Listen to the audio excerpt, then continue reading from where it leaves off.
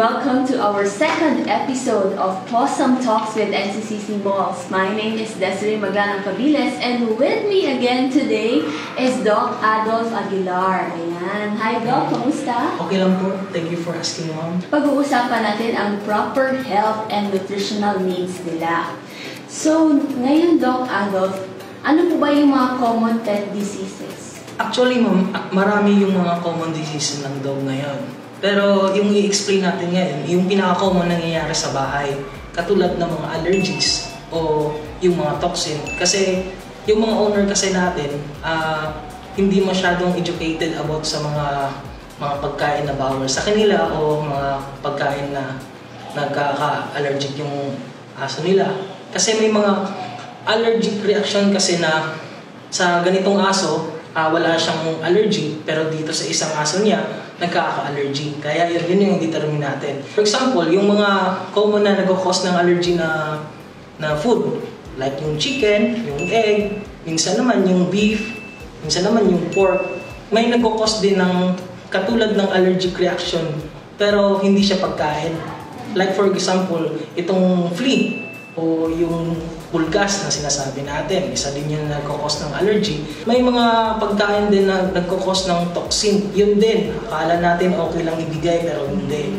Katulad ng chocolate, common na common yan. At saka meron din yung raisins din, yung garlic, onion, at saka yung coffee din, baka nagkakape yung may-ari, nagkakape na rin yung aso nila ang nangyari. May mga pagkain din na nagkakos ng toxin, like yung MSG, isa din yon, or yung mga seasonings, bawal na bawal yun sa kanila.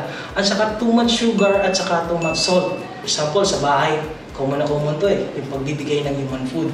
Yun, tapos binibigay sa kanila, yung adobo, gano'n, may mga seasoning yun.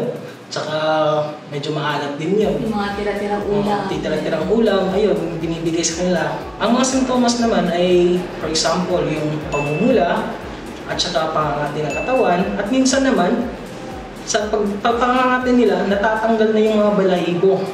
At saka minsan din yung muka, lalo na sa mga bibig at saka mata, yun, nagkikreate lang ng blistering or yung pamamaga ng muka.